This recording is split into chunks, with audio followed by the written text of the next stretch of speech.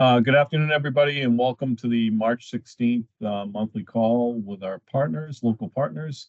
Although this is not a weather call or a storm call, I did want to just provide you with a brief update on the storm response. So currently, we continue to track just north of 17,000 power outages across the state.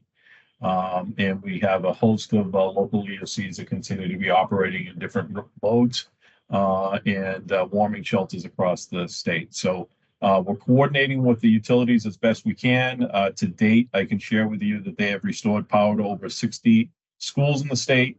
We do have two schools that remain without power, but we've Eversource has situated a generator at both of those facilities to provide opportunity for the school to be open. They've restored power to 360 pieces of critical infrastructure and have 61 pieces that are still in the restoration list. So we continue to work down that list and get better. We do have field reps out in the field today over in the Cheshire County area, basically doing spot checks on some damage areas as we continue to provide support locally and visiting the EOCs that are open.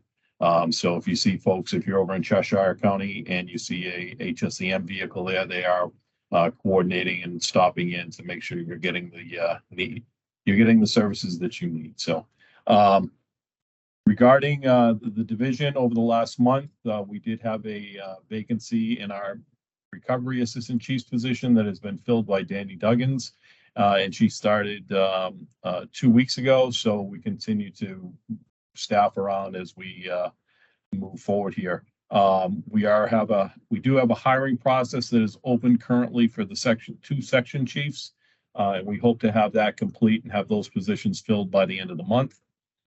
Couple of reminders: COVID-19 funding is sunsetting on May 11th. You should have received a survey from us, basically looking to see where you're at if you're going to have any additional projects that you're looking to get funded for. So that should have been emailed out. If you haven't seen that, please reach out to us and we'll get you that survey. Yesterday, we received word that we are going to receive a disaster declaration for the December 22nd to 25th storm. I have not seen the formality of that yet, other than the authorization for it. So there'll be statewide mitigation projects available, and then 4 counties will have public assistance available. So we continue to work that process, and recovery certainly will be reaching out to you as we coordinate and we get that process ready to get kicked up.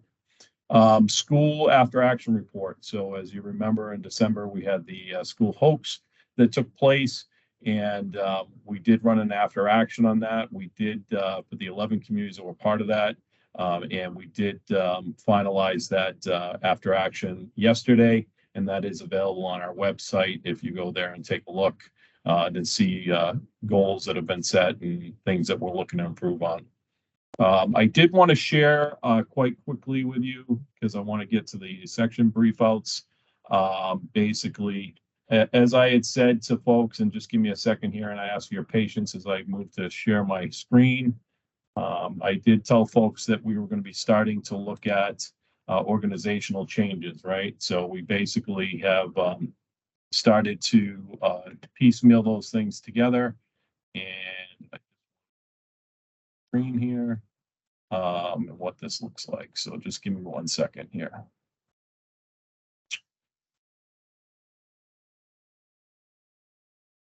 Vanessa, is that showing appropriately on the screen? No, you need to choose the slideshow mode up at the top of the PowerPoint. Got it. Yeah.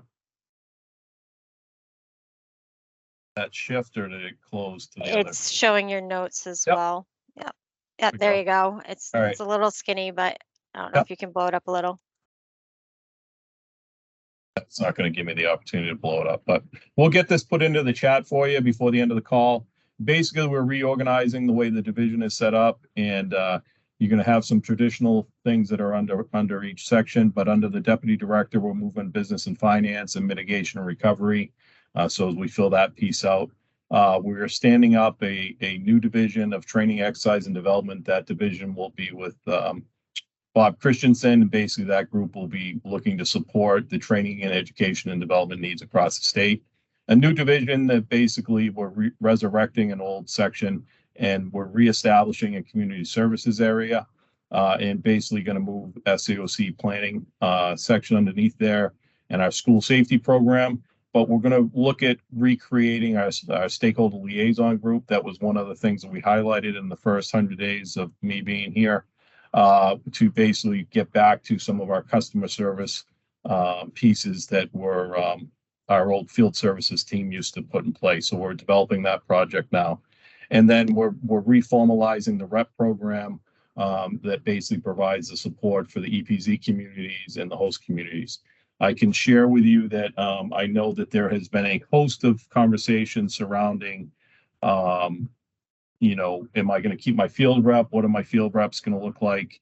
And we're working through that with the EPZ communities and the local liaisons now. So, you know, we're getting those things established and get that done. So just give me a second to unshare my screen.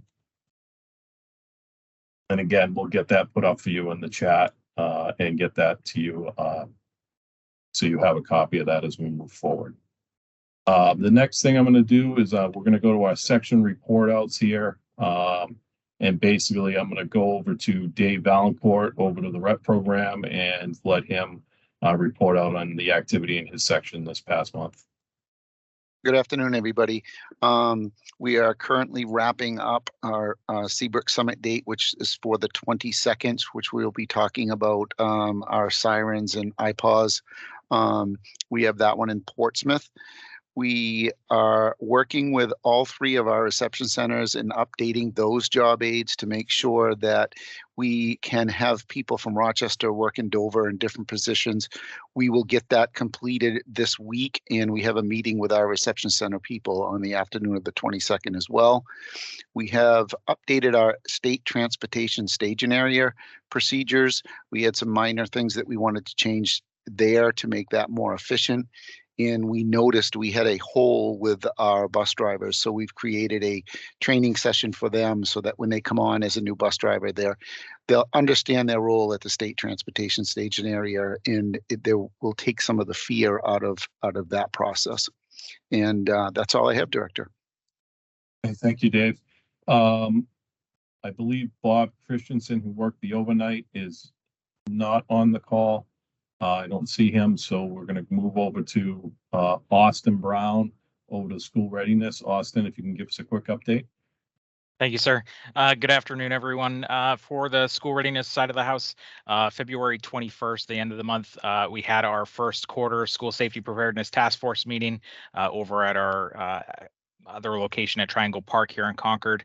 We had over 30 attendees for that meeting. It was very well attended, some very robust conversations, and we've already sent out the invitations to the next quarter meeting for this year. So looking forward to the working groups continuing to do the work in their respective groups. In regards to the other side of the house, so our security assessment program and then training and exercises, we have just finalized our first quarter statistics for our program. This year we've completed already over 30 security assessments with communities, and we already have another 30 scheduled. As a reminder, we are available to go out and assist schools with really school-based trainings and exercises.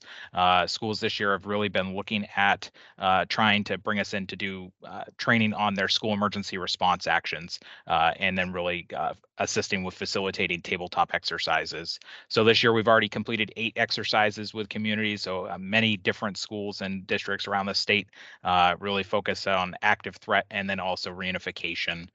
We do have an additional 13 already scheduled. So certainly the program is very busy, and we're already engaged with more than half a dozen communities to try and get some additional folks on the calendar as well. So certainly reach out if your schools have any specific needs. Thank you, Austin. So this week, as with most weeks here, was a very busy week scheduled for training, education, and development. We had several tabletop exercises that were scheduled around the state. Obviously, with the storm, a lot of those were canceled. and for both the school section and training, exercise, and development. So those will be in the process of getting rescheduled as we move forward. So we look forward to getting those back on the schedule moving forward. So we don't have anybody from the IAC on the call today, so we're going to move over that. And probably the next thing I just wanted to do, and one final announcement before we open it up to you for questions, is so we do have a departure that's coming up, and this individual has been a staple with us since I've gotten here and prior to my arrival through COVID. And I just think it's appropriate to make sure that we're saying thank you to Megan Hoskins, who will be leaving us at the end of the month and moving on to the Department of Corrections. Megan has been obviously a heavy contributor to the success here at HSEM and supporting you in local communities. So we just wanted to make sure we said thank you to her, as this will be our last monthly call, and we wish her the best as we move forward. So Vanessa, after that, I am going to ask you to open it up for questions. Sure. So if you are on the call, you can raise your hand and we will come and find you if you have any questions. If you have called into the call, you can hit *5 to raise your hand, *6 to unmute yourself, or you can also just place your question in the chat.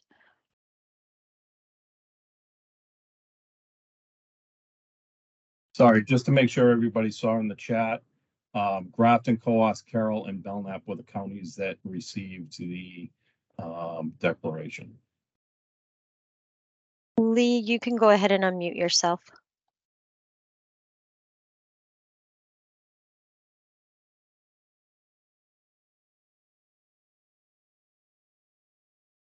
You're still on mute, Lee.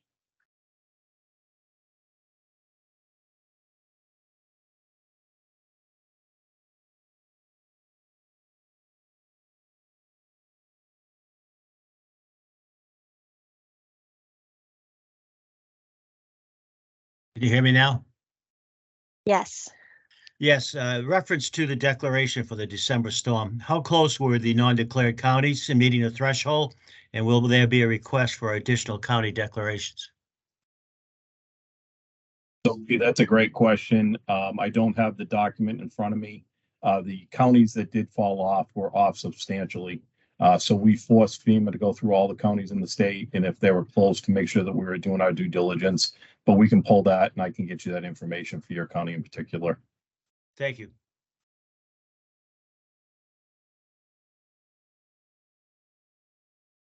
Director, I'm not seeing any other questions.